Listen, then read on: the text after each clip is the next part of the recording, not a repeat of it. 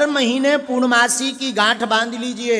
जो प्रत्येक पूर्णिमा को श्री सत्यनारायण भगवान के व्रत का संकल्प लेता है, सत्यनारायण भगवान की व्रत कथा को श्रवण करता, नाम जप करता और जीवन पर्यंत सत्य का संकल्प धारण करता, वो जीवन में कभी भी दुखी नहीं रह सकता, ये तय है।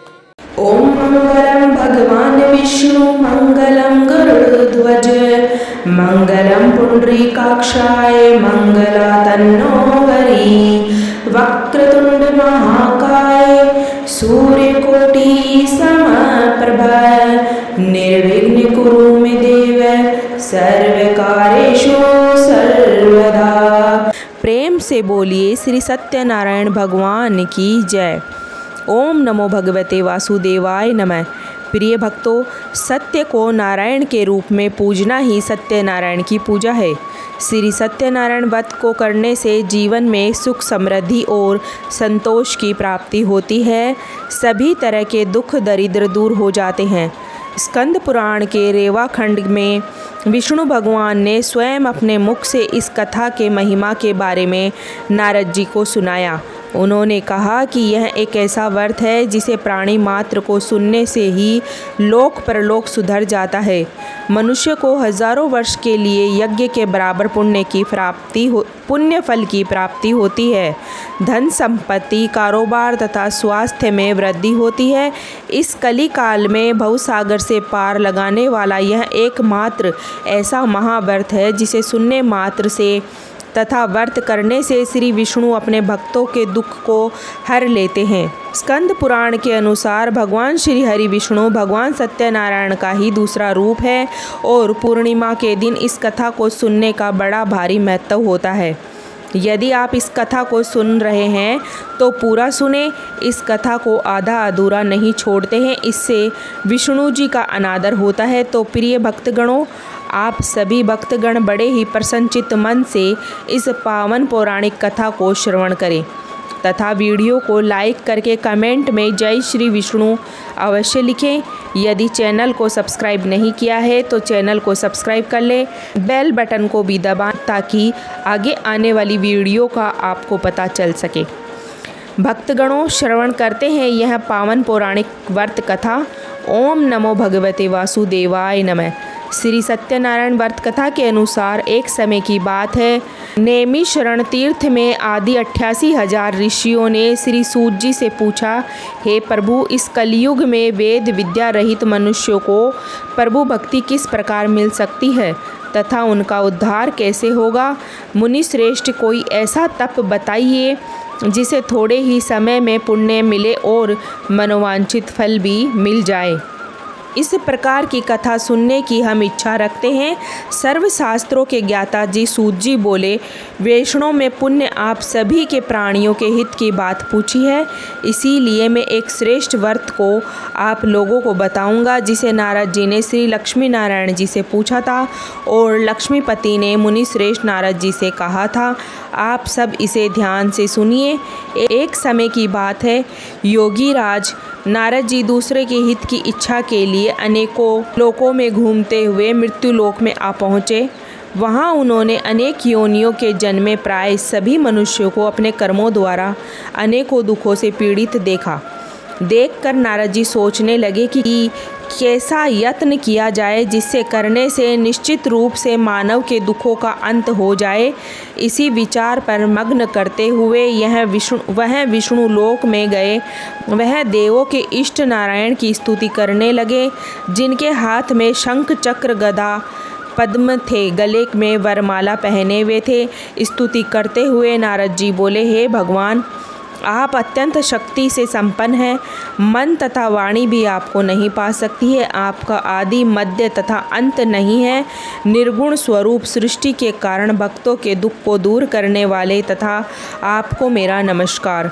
नारद जी की स्तुति सुनकर विष्णु भगवान बोले, हे मुनि श्रेष्ठ, आपके मन में क्या बात है?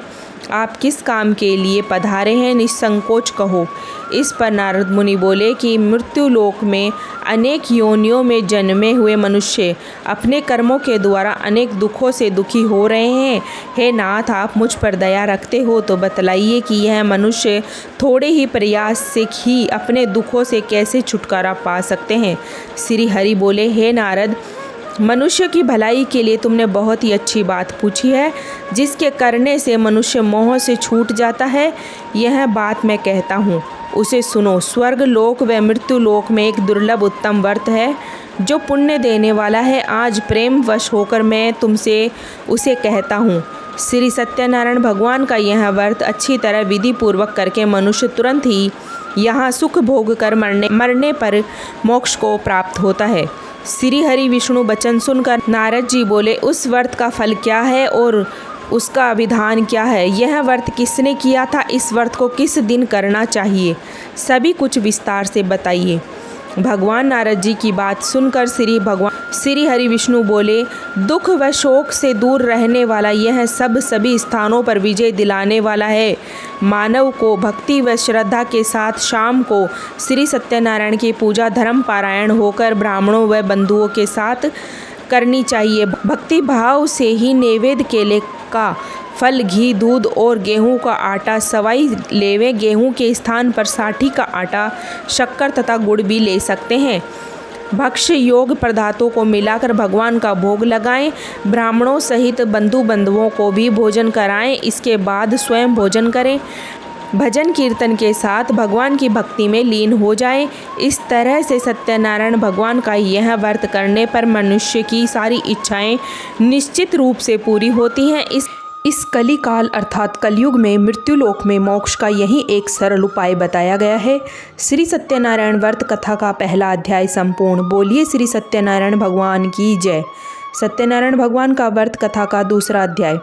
श्री सूत जी बोले, हे ऋषियों, जिसने पहले समय में इस व्रत को किया था उसका इतिहास कहता हूँ, ध्यान से सुनो। सुंदर काशीपुरी नगरी में एक अत्यंत निर्धन ब्राह्मण रहता था। भूख प्यास से परेशान वह धरती पर घूमा करता था। ब्राह्मणों से प्रेम करने वाले भगवान ने एक दिन ब्राह्मण का वेश धारण करके उसके पास आकर पूछा, हे विप्र, नित्य दुखी होकर तुम पृथ्वी पर क्यों घूमते हो? उस दिन ब्राह्मण बोला, मैं निर्धन ब्राह्मण हूँ, भिक्षा के लिए धरती पर घूमता हूँ। हे भगवान, यदि आप इसका कोई उपाय जानते हो तो बताइए। वृद्ध ब्राह्मण कहता है कि सत्यनारायण भगवान मनोवांछित फल देने वाले हैं, इसीलिए तुम उनका पूजन करो। इससे करने से मनुष्य सभी दुखों से मुक्त हो जाता है।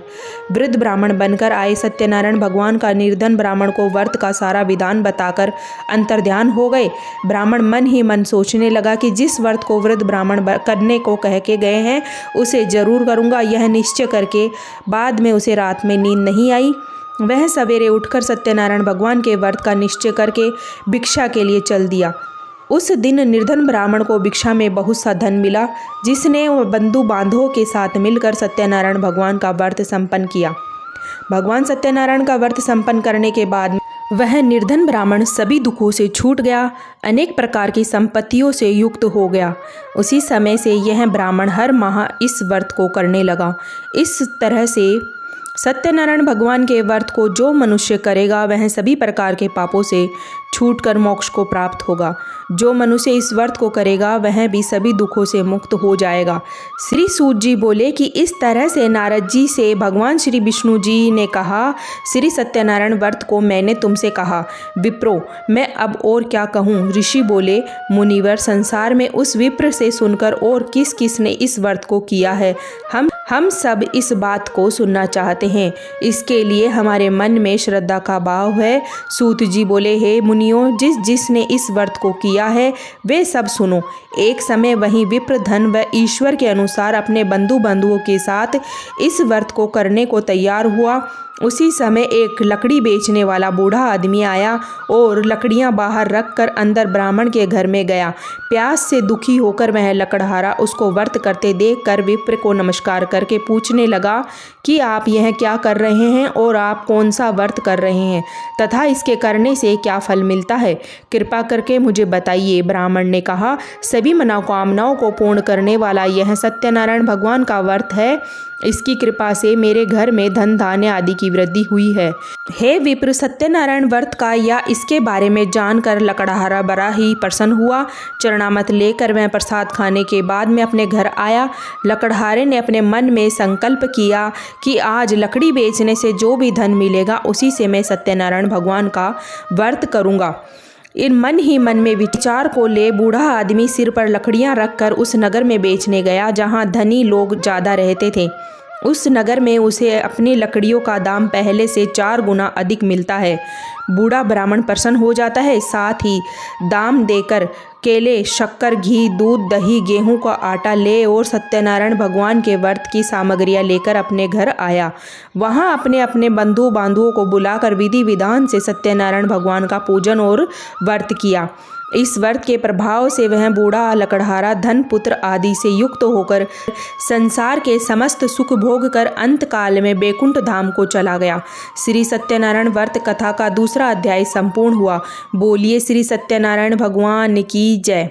सत्यनारायण भगवान कथा का तीसरा अध्याय। श्री सूत जी बोले, हे श्रेष्ठ मुनियों, अब आगे की कथा कहता हूँ। पहले समय में उल्कामुख नाम का एक बुद्धिमान राजा रहता था। वह सत्य वक्ता और जितेंद्रिय था। प्रतिदिन देव स्थानों पर जाता और निर्धनों को धन देकर उसके कष्ट दूर करता था। उसकी पत्नी के समान मुख वाली तथा सती साध्वी थी। वह भद्रशाला नदी के तट पर उन दोनों ने श्री सत्यनारायण भगवान का व्रत किया। उसी समय साधु नाम का एक वेश्य आया। उसके पास व्यापार करने के लिए बहुत सा धन भी था। राजा को व्रत करते देखकर वह नियम के साथ पूछने लगा, हे राजन, भक्ति भाव से पूर्ण होकर आप यह क्या कर रहे हैं? मेरी भी सुनने की इच्छा है, तो आप मुझे भी बताइए। राजा बोले, हे साधु, अपने बंधुओं के साथ पुत्र आदि के प्राप्ति के लिए महाशक्तिमान श्री सत्यनारायण भगवान का व्रत व पूजन कर रहा हूँ। राजा के वचन सुनकर साधु आदर से बोला, हे राजन, मुझे इस व्रत का सारा विधान कहिए। आपके कहा अनुसार मैं इस व्रत को करूँगा। मेरी भी संतान नहीं है और इस व्रत को करने से निश्चित रूप से मुझे संतान की प्राप्ति होगी। राजा ने व्रत का सारा विधान सुनाकर व्यापार से निवृत्त होकर वह अपने घर गया। साधु वेश्य ने अपनी पत्नी को संतान देने वाले इस व्रत का वर्णन कह सुनाया और कहा, जब मेरी संतान होगी तब मैं इस व्रत को करूँगा। साधु ने इस तरह के वचन अपनी पत्नी लीलावती से कहे। एक दिन लीलावती के साथ आनंदित होकर सांसारिक धर्म में परिवर्तित होकर सत्यनारायण भगवान की कृपा से गर्भवती हो गई। 10वें महीने में उनके गर्भ से एक सुंदर कन्या ने जन्म लिया। दिनों दिन बढ़ते गए, दिन बढ़ने लगे। जैसे ही शुक्ल पक्ष का चंद्रमा बढ़ता है, माता पिता ने अपनी कन्या का नाम कलावती रखा। एक दिन लीलावती ने मीठे शब्दों में अपने पति को याद दिलाया कि आपने सत्यनारायण भगवान के जिस व्रत को करने का संकल्प लिया था उसे करने का समय आ गया है। आप इस व्रत को करिए। साधु बोला, हे प्रिय, इस व्रत को मैं उनके विवाह पर करूँगा। इस प्रकार अपनी पत्नी को आश्वासन देकर वह नगर को चला गया। कलावती अपने पिता के घर में रहते हुए विद्या को प्राप्त करने लगी। साधु ने अपनी कन्या को सखियों के साथ देखा तो तुरंत ही दूत को बुलाया और कहा कि मेरी कन्या के लिए सुयोग वर देख कर लाओ। साधु की बात सुनकर दूत कंचन नगर में पहुंचा। वहां देखा ताकि करने लगा। लड़की के लिए सुयोग वाणिक पुत्र को ले आया। सुयोग लड़के को देख साधु ने बंधुओं को बुलाकर अपनी पुत्री का विवाह कर दिया। लेकिन दुर्भाग्य की बात यह है कि साधु ने अभी भी श्री सत्यनारायण भगवान का व्रत नहीं किया था।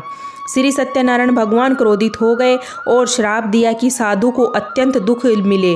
अपने कार्य में कुशल साधु बनिया जमाई को लेकर समुद्र के पास स्थित होकर रत्नासपुर नगर में आया। वहां जाकर दामाद ससुर दोनों मिलकर चंद्रकेतु राजा के नगर में व्यापार करने लगे। एक दिन भगवान सत्यनारायण की माया से एक चोर राजा का धन चुराकर भाग रहा था। उसने राजा के सिपाहियों को अपना पीछा करता हुआ देखा। चुराया हुआ धन वहां रख दिया जहां साधु और उसके जवाई साथ में ठहरे हुए थे। राजा के सिपाहियों ने साधु और वैष्णवी जमाई को बांधकर प्रसन्नता के साथ राजा के पास ले गए और कहा कि उन दोनों चोरों को हम पकड़ के ले आए हैं, इन पर आप आगे की कार्रवाई की आज्ञा दें। राजा की आज्ञा से उन दोनों को कठिन कारावास में डाल दिया गया। उनका सारा धन भी उसने छीन लिया गया। श्री सत्यनारायण भगवान के श्राप से साधु की पत्नी भी बहुत दुखी हुई। घर में जो धन रखा था उसे चोर चुरा कर ले गए। शारीरिक तथा मानसिक पीड़ा व भूख प्यास से अति दुखी हो अन्न की चिंता में कलावती एक ब्राह्मण के घर गई। वहाँ उसने श्री सत्यनारायण भगवान का व्रत होते हुए देखा। फिर कथा कही सुनी, वह प्रसाद ग्रहण करके वह रात को घर वापस आई। माता ने कलावती से पूछा कि हे पुत्री, अब तक तुम कहाँ थी? तेरे मन में क्या है? कलावती ने अपने माता से कहा, हे माता, मैंने एक ब्राह्मण के घर में श्री सत्यनारायण भगवान का व्रत देखा। कन्या के वचन सुनकर लीलावती भगवान के पूजन की तैयारी करने लगी। लीलावती ने परिवार व बंधुओं सहित सत्यनारायण भगवान का पूजन किया और उसके वर मांगा कि मेरे पति तथा जमाई शीघ्र घर आ जाए। साथ ही यह भी प्रार्थना की कि हम सबका अपराध क्षमा करे। श्री सत्यनारायण भगवान इस व्रत से संतुष्ट हो गए और राजा चंद्रकेतु को सपने में दर्शन देकर कहा, हे राजन, तुम दोनों वेश्य को छोड़ दो। तुमने उनका जो भी धन लिया है उसे वापस कर दो। अगर ऐसा नहीं किया तो मैं तुम्हारा राज्य आदि संतान सभी को नष्ट कर दूंगा। राजा को यह कहकर वह अंतर्ध्यान हो गए।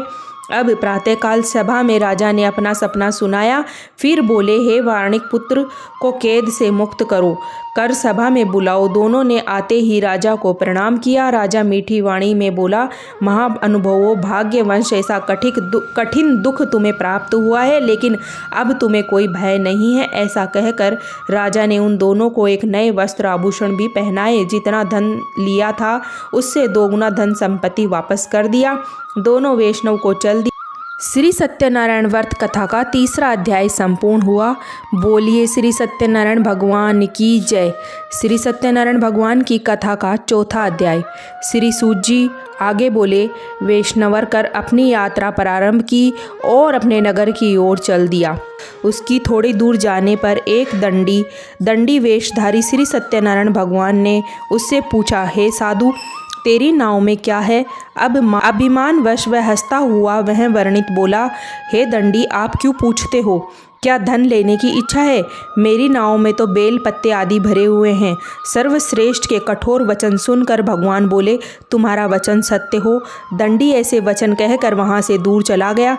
कुछ दूर जाकर समुद्र के किनारे बैठ गए। दंडी के जाने के बाद में साधु वैष्णवर क्रिया के पश्चात नाव को ऊंची उठी देखकर अचंभा माना और नाव में बेल पत्ते आदि देखकर मूर्छित हो गया। जमीन पर गिर पड़ा। मूर्छा खुलने पर वह अत्यंत शोक में डूब गया। तब उसका दामाद बोला कि आप शोक ना मनाएं, यह दंडी का श्राप है, इसीलिए हमें उसकी शरण में जाना चाहिए, तभी हमारी मनोकामना पूर्ण होगी। दामाद की बात सुनकर वह दंडी के पास पहुंचा और अत्यंत भक्ति भाव से नमस्कार करके बोला, मैंने आपसे जो भी असत्य वचन कहे थे उसके लिए मुझे क्षमा कर दो। ऐसा कहकर महान शोकातुर होकर रोने लगा तथा दंडी भगवान बोले, हे वर्णित पुत्र, मेरी आज्ञा से तुझे बार बार दुख प्राप्त हुआ है, तू मेरी पूजा से विमुख हुआ है। साधु बोला, हे भगवान, आपकी माया से ब्रह्मा आदि देवता भी नहीं जान सके आपके रूप को, तो भला मैं कैसे अज्ञानी कैसे जान सकता हूँ? आप प्रसन्न होइए, अब मैं सामर्थ्य के अनुसार आपकी पूजा करूँगा, मेरी क्षमा करो, पहले के समान नौका में धन भर दो। साधु वैष्णव सुनकर भगवान प्रसन्न हो गए और उसकी इच्छा अनुसार वर देकर अंतर्ध्यान हो गए। ससुर जमाई जब नाव पर आए तो नाव धन से भरी हुई थी और फिर वहीं अपने अन्य साथियों के साथ सत्यनारायण भगवान का पूजन करने अपने नगर को चल दिए। अब नगर के नज़दीक पहुँचे तो दूत को घर पर खबर देने के लिए भेज दिया। दूत साधु की पत्नी को प्रणाम कर कहता है कि मालिक अपने दामाद सहित नगर के निकट आ चुके हैं। दूत की बात सुनकर साधु की पत्नी लीलावती बड़े हर्ष के साथ सत्यनारायण भगवान का पूजन कर अपनी पुत्री कलावती से कहा कि मैं अपने पति के दर्शन को जाती हूँ, तू कार्य पूर्ण कर शीघ्र आ जाना। माता के ऐसे वचन सुनकर कलावती जल्दी से प्रसाद छोड़कर अपने पति के पास चली गई।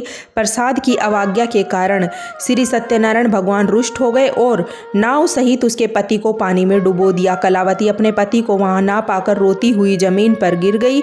नौका को डूबा हुआ देखकर, कन्या को रोता हुआ देखकर साधु दुखी होकर बोला, हे प्रभु, मुझसे तथा मेरे परिवार से जो भी भूल हुई हो उसे क्षमा करे। साधु के दीन वचन सुनकर श्री सत्यनारायण भगवान प्रसन्न हो गए और आकाशवाणी हुई, हे साधु, तेरी कन्या मेरे प्रसाद को छोड़कर आई है, इसीलिए उसका पति अदृश्य हो गया है। यदि यह घर जाकर प्रसाद खाकर लौटे तो उसे अवश्य ही उसका पति अवश्य ही मिलेगा। ऐसी आकाशवाणी सुनकर कलावती घर पहुँचकर प्रसाद खाती है और फिर आकर अपने पति के दर्शन करती है। उसके बाद साधु अपनी बंधुओं सहित श्री सत्यनारायण भगवान का विधि विधान से पूजा करता है। इस लोक का सुख भोग कर वह अंत में स्वर्ग को जाता है। श्री सत्यनारायण व्रत कथा का चौथा अध्याय संपूर्ण हुआ। बोलिए श्री सत्यनारायण भगवान की जय। श्री सत्यनारायण व्रत कथा का 5वां अध्याय। श्री सूत जी बोले, ऋषियों में और भी एक कथा सुनाता हूँ, जिसे ध्यान पूर्वक सुनो। प्रजा पालन में लीन तुगंज नाम का एक राजा रहता था। उसने भी भगवान का प्रसाद त्याग कर बहुत ही दुख सहन किया। एक बार वन में जाकर वन पशुओं को मार कर वह बड़ के पेड़ के नीचे आया। वहां उसने ग्वालों को भक्ति भाव से अपने बंधुओं सहित सत्यनारायण भगवान का पूजन करते देखा। अभिमान वश राजा ने उन्हें देख कर कि पूजा स्थान पर नहीं गया और न ही उनसे भगवान को नमस्कार किया। ग्वालों ने राजा को प्रसाद दिया, लेकिन उसने वह प्रसाद नहीं खाया और वहीं छोड़कर वह अपने नगर को चल दिया। नगर में जब पहुंचा तो वहां सब कुछ तहस नहस हुआ पाया। वह शीघ्र ही समझ गया कि यह सब भगवान ने ही किया है। वह दोबारा ग्वालों के पास पहुंचा और विधि पूर्वक पूजा करके प्रसाद खाया तो श्री सत्यनारायण भगवान की कृपा से सब कुछ पहले जैसा हो गया। दीर्घ काल तक सुख भोगने के बाद में मरणों उपरांत उसे स्वर्ग लोक की प्राप्ति हुई। जो मनुष्य परम दुर्लभ इस व्रत को करेगा तो भगवान श्री सत्यनारायण की कृपा से उसे धन धान्य की प्राप्ति होगी। निर्धन व्यक्ति धनी हो जाता है और भय मुक्त जीवन जीता है। संतानहीन मनुष्यों को संतान सुख मिलता है और सारे मनोरथ पूर्ण होते हैं। मानव अंत काल में बैकुंठ को जाता है। श्री सूत जी बोले, जिन्होंने पहले इस व्रत को किया है, अब मैं उनके दूसरे जन्म की कथा कहता हूँ। वृद्ध संतान ब्राह्मण ने सुदामा का जन्म लेकर मोक्ष की प्राप्ति की। लकड़हारे ने अगले जन्म में निषाद बनकर मोक्ष प्राप्त किया। उल्का मुख नाम का राजा दशरथ होकर बैकुंठ को गया। साधु नाम के वैष्णव ध्वज बनकर अपने पुत्र को आरे से चीरकर मोक्ष को प्राप्त हुआ। महाराज दुगंज ध्वज ने स्वयंभू होकर भगवान में भक्ति युक्त कर्म कर मोक्ष को पाया। श्री सत्यनारायण व्रत कथा का 5वां अध्याय संपूर्ण हुआ। बोलिए श्री सत्यनारायण भगवान की जय।